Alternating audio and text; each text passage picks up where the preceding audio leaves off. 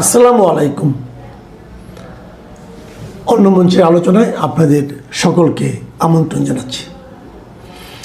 আজ আমাদের সঙ্গে আমন্ত্রিত অতিথি হিসেবে আছেন। বন্ধুরা, আজকে যে বিষয়টি নিয়ে আলোচনা করব সেই খবরটার মূল খবর আপনারা সকলেই প্রায় জানেন। গতকাল তৃণমূলের সেকেন্ড ম্যান ইন কমান্ড লোকসভার দলনেতা অভিষেক বন্দ্যোপাধ্যায় বাড়ি থেকে ইলেকশন পরবর্তীকালে প্রথম বার হন এবং রাস্তায় নামেন, যেটা নিয়ে আমরা একটা এপিসোডও করেছি। এবং তিনি প্রথমে বেলেঘাটায় তাদের ভোট একজন কর্মীর বাড়িতে গেছিলেন, যিনি ভোট পরবর্তী হিংসায় মারা যান। তার পরিবারের সাথে কথা বলেন, তারপর কালীঘাটে ফিরে আসেন এবং পরে সোনারপুরে তাদের দলের আরেকজন কর্মী, যিনি ভোট পরবর্তী হিংসায় মারা যান, তার বাড়িতে যান, তার বাবা মার এবং দিদির সাথে দেখা করেন। এবং সেই যাত্রাপথে যেভাবে সোনারপুরে তাকে ঘিরে বিক্ষোভ হয়েছে, যেভাবে পচা ডিম থেকে শুরু করে ইট মারা হয়েছে, তার জামা ছিঁড়ে দেওয়া হয়েছে, তাকে প্রহার করা হয়েছে, তিনি যাবেন সেটা আগাম বলা সত্ত্বেও পুলিশ কোনো নিরাপত্তা দেয়নি। এবং তার ফলে যেটা দাঁড়িয়েছে, এলাকায় একটা ভয়ঙ্কর উত্তেজনা সৃষ্টি হয়। যার বাড়িতে গেছিল তার বাড়ির ওপর মানুষ চড়াও হয় এবং সেটা কতটা জনবিক্ষোভ, কতটা বিজেপির পক্ষ থেকে করা, সেটা নিয়ে তর্ক বিতর্ক সৃষ্টি হয়েছে। কিন্তু সামগ্রিকভাবে এই ঘটনাটার একটা প্রভাব গোটা দেশের রাজনীতির ওপর পড়েছে, জাতীয় রাজনীতির ওপর পড়েছে। এবং কংগ্রেসের সভাপতি মল্লিকার্জুন খাড়গে থেকে শুরু করে ইন্ডিয়া ব্লকের অন্য যারা সদস্য, অখিলেশ যাদব, অরবিন্দ কেজরিওয়াল সহ সকলেই এর তীব্র নিন্দা করেছেন। তাদের প্রত্যেকের মতামত যে একটাই, তারা টুইট করেছেন, তারা বক্তব্য রেখেছেন। মমতা বন্দ্যোপাধ্যায় বলেছেন যে শাসকই ঘাতক। শেষ পর্যন্ত গতকাল অসুস্থ অভিষেক বন্দ্যোপাধ্যায়কে অ্যাপোলো হসপিটালে আনা হয়, সেখান থেকে তাকে চাপ দেওয়া হয়, সুস্থ আছেন বলে ছেড়ে দেওয়ার জন্য চাপ করা দিয়েছিলেন, জানা যায়নি। পরে বেলভিউ হসপিটালে শিফট করা হয়।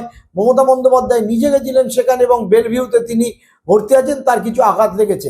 এটা তো গেল আঘাত সংক্রান্ত, কিন্তু মূল যে ঘটনা, আমরা যদি এর রাজনৈতিক অবস্থা তাহলে কি দাঁড়ালো, তাতে কি তৃণমূল, যার 4 তারিখের পর থেকে শুধুই রক্তক্ষরণ হচ্ছিল এবং দলের বিধায়ক, সাংসদ থেকে শুরু করে কাউন্সিলররা একের পর এক পদত্যাগ করছিলেন, সেই অবস্থার কি পরিবর্তন হলো? মুসলিম যারা বিধায়ক তারা কংগ্রেসের সাথে একাংশ মালদা মুর্শিদাবাদে যোগাযোগ করছিলেন, সেই অবস্থার কি পরিবর্তন হলো?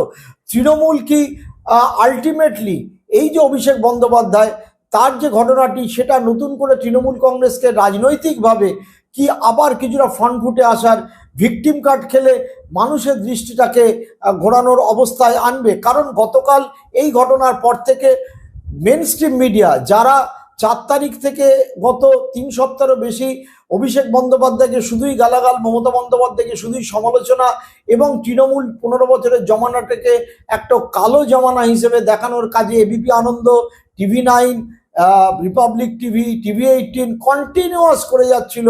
এবং অভিষেক বন্দ্যোপাধ্যায় কি টুইট করছেন না করছেন সেটা নিয়ে কোনো আলোচনাই হচ্ছিল না। তার শান্তিনিকেতন বিল্ডিং কতটা অবৈধ, তার কতগুলো প্রপার্টি, সেটা নিয়ে আলোচনা হচ্ছিল। মানুষের ক্ষোভ ক্রমেই বাড়ছিল। সেই ক্ষেত্রে তারা সমালোচনা করলেও অভিষেক বন্দ্যোপাধ্যায়কে কিন্তু মেন স্ট্রিম মিডিয়া, দালাল মিডিয়া বলুন, গদি মিডিয়া বলুন, এই মুহূর্তে আর অস্বীকার গতকাল সন্ধ্যের পর থেকে করতে পারেনি। এবং সর্বভারতীয়ভাবে এই ঘটনার যে প্রভাব ফেলেছে, তাতে এটা পরিষ্কার যে নতুন করে একটা যে একেবারে ব্যাকফুটে চলে যাওয়া তৃণমূল কংগ্রেস, তারা কিছুটা হয়তো অক্সিজেন পেয়ে যেতে পারে। এবং তাদের আমরা দেখলাম বিভিন্ন জায়গায় ছোটোখাটো হলেও মিছিল সংগঠিত হয়েছে। অসিত বন্দ্যোপাধ্যায় চুঁচড়ায় দলীয় কর্মী নিয়ে নেমেছেন, দক্ষিণ কলকাতার বা মধ্য কলকাতার 2-1 জায়গাতেও মিছিল হয়েছে।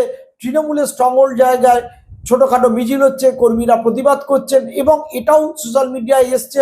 এই পুরো বিষয়টা অর্কেস্ট্রেট ছিল। মহিলাদের অনেক আগে থেকেই পাথর ফাথর দিয়ে বা ডিম দিয়ে হাতে তাদের তৈরি রাখা হয়েছিল, সেটাও পরিষ্কার জানা গেছে। অর্থাৎ জনরোষ যেটা বলা হচ্ছে, হঠাৎ করে পাবলিক অ্যাঙ্গার না, ইট ওয়াজ অর্কেস্ট্রেট।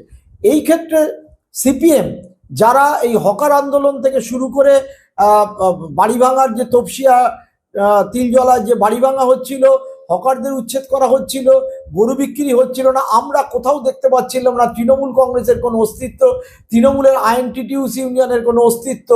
যেখানে মনে হচ্ছিল যেন ফলতায় সেকেন্ড পজিশনে উঠে আসার পরে এই যে মানুষের যে ভাবাবেগ, সেটাকে আগামী দিনকে কাজে লাগিয়ে সিপিএম পার্টি খুব দ্রুত উঠে আসবে, যদিও তাদের বিধায়ক সংখ্যা 1 এবং তারা 5%-এর কমও ভোট পেয়েছিল।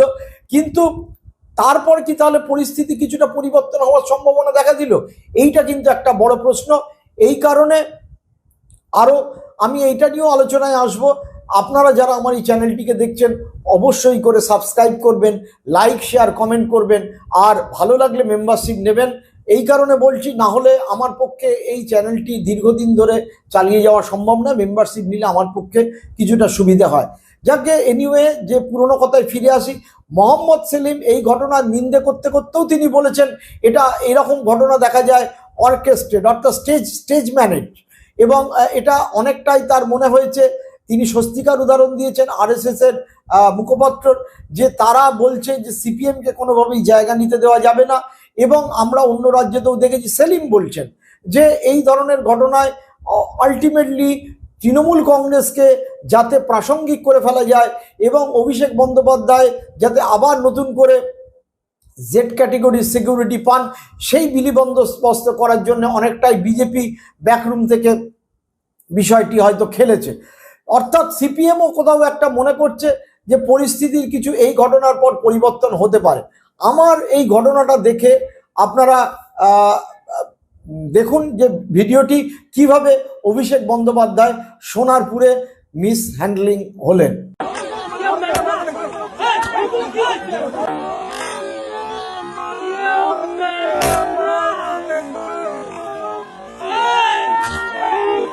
সেই ভিডিওটা আপনারা দেখলেন এবং এই মিসহ্যান্ডলিং হওয়ার পরে যেভাবে বাড়ির লোকের সাথে দেখা সাক্ষাৎ তিনি করতে গেলেন, এবং তারপর অভিষেক বন্দ্যোপাধ্যায়ের অসুস্থ হওয়ার পরে তিনি যখন অ্যাপেলোতে গেলেন, সেখান থেকে মমতা বন্দ্যোপাধ্যায় ছুটে যান এবং তিনি বলেন চিকিৎসা হচ্ছে না, তাকে নিয়ে যাওয়া হয় বেলভিউতে। আমাদের এই অসুস্থতা কতটা আঘাত লেগেছে, কতটা গাবমি করেছে, এবং অভিষেক বন্দ্যোপাধ্যায় এবং তার সাঙ্গপাঙ্গর বিরুদ্ধে যে বিপুল দুর্নীতির অভিযোগ উঠছে, দিকে দিকে দেখতে পাচ্ছি তৃণমূল কংগ্রেসের মন্ত্রী নেতা এ থেকে পঞ্চায়েত পুরসভার প্রতিনিধিদের বিপুল সম্পদের যে বিষয়টা বারবার মিডিয়া তুলে ধরছে, সোশ্যাল মিডিয়া তুলে ধরছে, সেইখান থেকে কি তাহলে রাজনীতি কিছুটা শিফট হয়ে আলটিমেটলি অন্যদিকে ঘুরে গেল? এই কথা যখন আমরা আলোচনা করব তখন আমাদের মাথায় রাখতে হবে যে 1990 সালের 16ই আগস্ট যেদিন কংগ্রেস বন্ধ ডেকেছিল, এবং মমতা বন্দ্যোপাধ্যায় অবভিয়াসলি কংগ্রেসের একজন অংশীদার ছিলেন, ওই সময় কিন্তু 1990 সালের 16ই আগস্ট তখন কিন্তু বিজেপি এবং সিপিএমের দ্বারা মানে সিপিএম এবং বিজেপি দুটো দলের সমর্থনে দিল্লিতে জনতা দল সরকার ছিল, বন্ধ ডেকেছিল কংগ্রেস। এবং সেই 16ই আগস্ট ওই ভবানীপুর এলাকায়, ওই হাজরায় মমতা বন্দ্যোপাধ্যায়ের মাথায় লাঠির বাড়ি মেরেছিল লালু আলম, তা বাদশা আলমের ভাই, যে বাদশা আলম সিপিএম করতেন, পরে বাদশা আলম তৃণমূল হয়ে বিজেপিতে যান এবং 19 বছর মামলা চলার পরে লালু আলম বেকসুর খালাস করেন। কিন্তু সেই ছবি সব জায়গায় বেরিয়েছিল এবং that was the main turning point of life of Mamata Bandyopadhyay. তখন কিন্তু মমতা বন্দ্যোপাধ্যায় রাজ্যের 1 নম্বর বা 2 নম্বর কংগ্রেসের নেত্রী ছিলেন না। প্রণববাবু ছিলেন, প্রিয়রঞ্জন দাসমুন্সী ছিলেন, সুব্রত মুখার্জি ছিলেন, গনি খান ছিলেন, তারা সকলেই ছিলেন। তাদের থেকে কয়েক ধাপ নিচে কিন্তু মমতা বন্দ্যোপাধ্যায় ওই 1990 সালের 16ই আগস্ট ছিলেন। কিন্তু ওই ঘটনাটা এমন একটা অবস্থা তৈরি করে যে মমতা বন্দ্যোপাধ্যায় রাজনীতিতে উত্থান তারপরে হয়। অভিষেক বন্দ্যোপাধ্যায়ের সম্পর্কে যে কথা বারবার আলোচনা হচ্ছিল, আমিও বহুবার আপনাদের বলেছি যে তাকে একটা টবের ফুলের গাছ বলা হচ্ছিল। তিনি 2014 থেকে ক্ষমতায় থাকাকালীন তার যে উত্থান, প্রথমে যুবা করেন, সাংসদ হন, পুরোটাই, তারপরে সংসদীয় দলের নেতা হন, পুরোটাই ঘেরাটোপে, পুরোটাই পুলিশ সিকিউরিটি, পুরোটাই জেড সিকিউরিটি ক্যাটেগরির। তার বৈভব, তার আচরণ, তার বাক্য, পুরোটার মধ্যেই ক্ষমতার দম্ভ, ক্ষমতার একেবারে ঝলকে ঝলকে উঠলে পড়তো। কিন্তু এই সোনারপুরের ঘটনাটা শনিবার বিকেলবেলা যেটা হলো, তারপরে আমি লাইভ দেখছিলাম, আপনারা অভিষেক বন্দ্যোপাধ্যায়ের তার ফেসবুক লাইভ হচ্ছিল, পুরো ঘটনাটা যেভাবে হলো, যেভাবে তিনি মাথায় হেলমেট পরলেন এবং ওই ডিম পড়া অবস্থায় বাড়িতে গেলেন, বসে থাকলেন, ফাইনালি পুলিশ এবং সেন্ট্রাল ফোর্সেস তাকে কিছুটা উদ্ধার করলো। সেই ঘটনাটা কিন্তু অভিষেক বন্দ্যোপাধ্যায়কে কার্যত তার বিরুদ্ধে যে সমালোচনা উঠছিল, তিনি মার না খেলে, জনতার অ্যাঙ্গার ফেস না করলে, মানুষের মধ্যে না হেলে নেতা হতে পারতেন না। এই ঘটনাটি বাস্তব অর্থে অভিষেক বন্দ্যোপাধ্যায়কে, যাকে ওপর থেকে চাপিয়ে দেওয়া নেতা বলে এতদিন মনে হচ্ছিল, নেতা হিসেবে দলের মধ্যে একটা স্বীকৃতির জায়গা কিন্তু করে দিল। এটা মাথায় রাখতে হবে। অর্থাৎ আজকের দিনে দাঁড়িয়ে, অর্থাৎ আরও স্পষ্টভাবে বললে, আজ শনিবার এর আগে শুক্রবার, অর্থাৎ যদি আমরা তারিখ দেখি তাহলে 29শে মে, 9 তারিখ শুভেন্দু অধিকারী মুখ্যমন্ত্রী হিসেবে শপথ নিয়েছিলেন। 29 তারিখ অর্থাৎ 20 দিন পর্যন্ত শুভেন্দু অধিকারী ছাড়া টিভি চ্যানেলে কিছু ছিল না। 30 তারিখ, ঠিক 21 দিনের মাথায় এই ঘটনাটা অভিষেক বন্দ্যোপাধ্যায়কে নেতা বানিয়ে দিল। এই রকম কথা কিন্তু অনেকেই শুনেছেন। ইন্দিরা গান্ধীর হাতে হাত, মানে একেবারে তাকে হাতকড়া পরিয়ে এমার্জেন্সি পরে তাকে ডাইনি বলা হয়েছে, তাকে সবচেয়ে খারাপ প্রজেক্ট করা হয়েছিল, তাকে কাঠগড়ায় দাঁড় করানো হয়েছিল। তারপর তিনি বিহারের বেলচিতে যান আদিবাসী হত্যার ক্ষেত্রে এবং হাতির পিঠে উঠেছিলেন। ওই ঘটনা থেকে তিনি ইন্দিরা গান্ধী ভিড়ে দাঁড়ান। এটা মনে রাখতে হবে যে এই একই ঘটনা আমরা দেখেছিলাম যে জয়ললিতার ক্ষেত্রে। জয়ললিতার বিপুল বৈভব, বিপুল সম্পত্তি, জয়ললিতাকে জেলে পাঠিয়েছিলেন এই করুণানিধিরা, প্রয়াত স্ট্যালিনের বাবা। পরবর্তীকালে জয়ললিতা কিন্তু বাউন্স ব্যাক করেন এবং জয়ললিতা চিফ মিনিস্টার হন। আমরা একই জিনিস দেখেছিলাম অন্ধ্রপ্রদেশের ক্ষেত্রে, দুজনের ক্ষেত্রে, পার্টিকুলারলি জগনের ক্ষেত্রে বটে। তাকে জেলে ভরা হয়েছিল, তার বিরুদ্ধে কারাপশন চার্জ ছিল। পরে জগন বাউন্স ব্যাক করেন এবং উল্টো দিক থেকে চন্দ্রবাবু নাইডুর ওপরে আবার কারাপশন চার্জ আসে, জনতা বিক্ষোভ দেখাতে শুরু করে এবং বর্তমানে আবার চন্দ্রবাবু নাইডু বাউন্স ব্যাক করেন এবং তিনি চিফ মিনিস্টার হয়েছেন। অর্থাৎ কোনো একজন নেতার বিরুদ্ধে পাবলিক অ্যাঙ্গার যখন তৈরি হয়, যারা ক্ষমতাসীন দল আসে, তারা যখন তাকে উপর আক্রমণ করে বা জেলেবন্দি করে বা অন্যভাবে পাবলিকলি তাকে হিউমিলেট করা হয়, তার কিন্তু একটা অন্যরকম রিপারকেশন আমরা সব সময় দেখেছি পাবলিকের ওপরে পড়ে। আপনারা যদি মনে করেন যে বিহারে লালু প্রসাদ যাদবকে জেলে ভরা হয়েছিল কত সালে, না 1997 সালে। 97 সালে জেলে ভরার পরেও কিন্তু রাবড়ি দেবীকে মুখ্যমন্ত্রিত্ব বসিয়ে রাখার পরে লালু একের পর এক ইলেকশনে জিতেছিলেন। 2005 পর্যন্ত ক্ষমতায় ছিলেন, রেলমন্ত্রী হয়েছিলেন। তার পরবর্তীকালে এটাও মনে রাখতে হবে বিপুল সংখ্যাগরিষ্ঠতা কিন্তু তারা লোকসভাতে জিতেছিলেন লালু জেলে যাওয়ার পরেও। অর্থাৎ এটা খুব পরিষ্কার।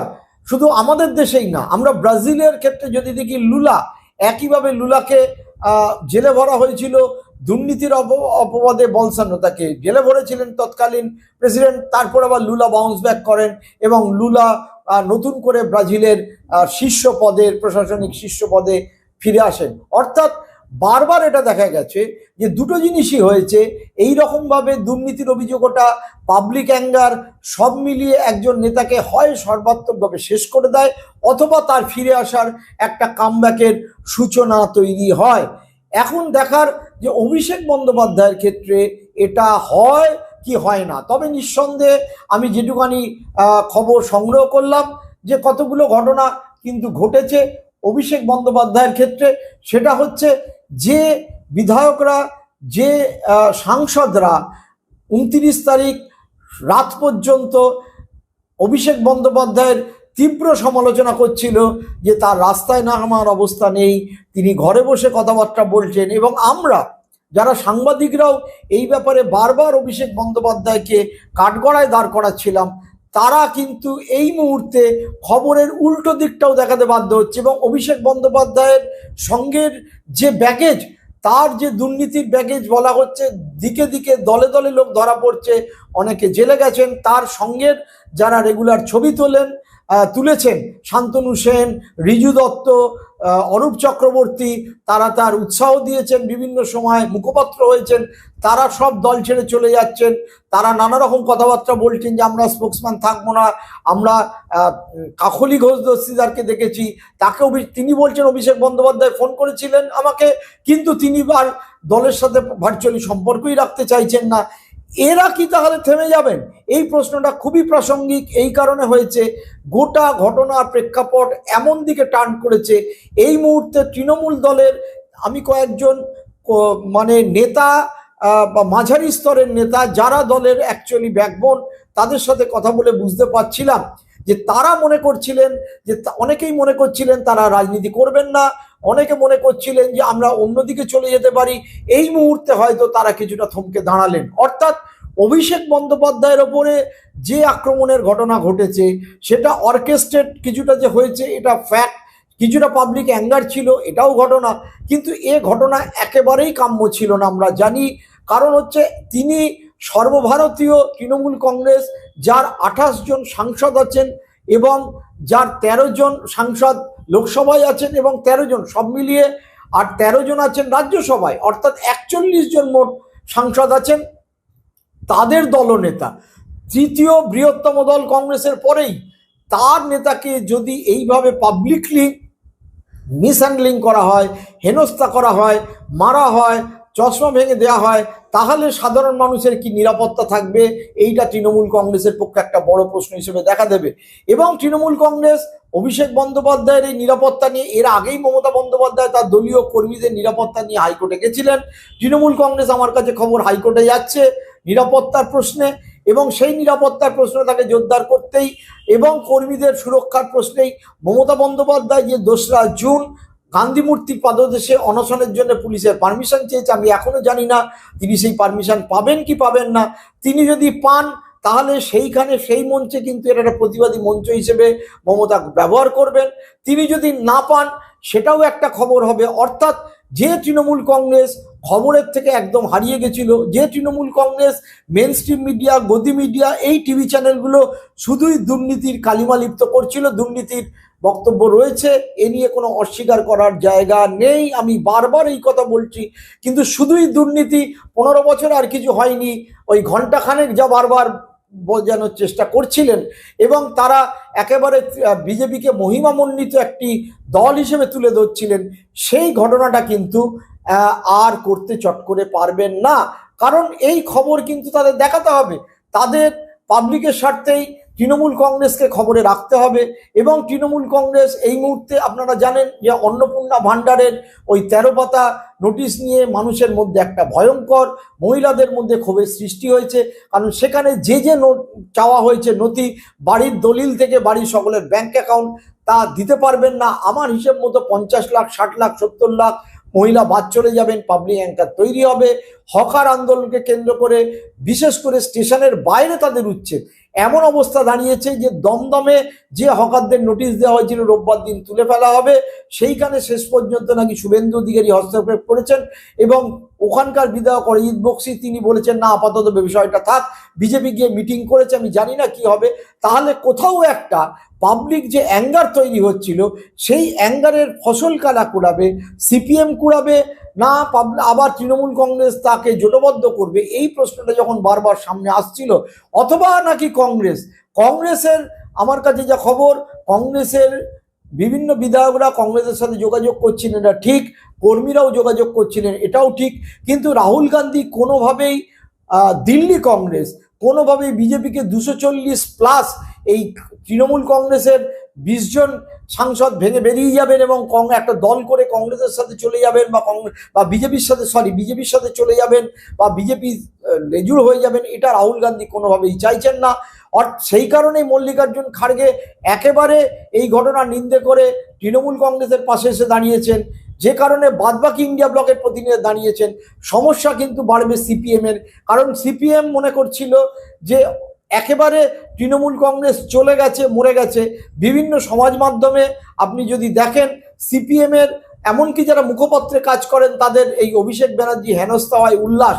মুশকিল হচ্ছে যে ফ্যাসিস্টরা প্রথমে কাকে আক্রমণ করবে, ফ্যাসিস্টরা প্রথম বামপন্থীদের আক্রমণ করবে না, এ ঘটনা তো বলা যায় না। ত্রিপুরায় কি হয়েছে সেটা আমরা সকলেই জানি। তাদের প্রধান শত্রু কিন্তু বামপন্থীরা, তাদের শত্রু কিন্তু কংগ্রেস গান্ধীবাদীরা। তৃণমূল কংগ্রেসের সেই অর্থে কোনো ইডিওলজিক্যাল বেস না থাকলেও তারা এই ক্ষেত্রে কিন্তু একটা ব্যবস্থা নিয়েছে। সুতরাং সিপিএমের যারা উল্লসিত হচ্ছিলেন তারা কিছুটা থমকে যাবেন, তৃণমূল আর কংগ্রেসের যে রক্তক্ষরণ শুরু হয়েছিল সেইটা খানিক থমকে যাবে এইটা। এবং তৃণমূল কংগ্রেস একেবারে ঘরে ঢুকে গিয়েছে, কোনো তাদের চ্যালেঞ্জ করার জায়গায় নেই, এই যে অবস্থা দাঁড়িয়েছিল সেইটা আপাতত সেটা থমকে যাবে।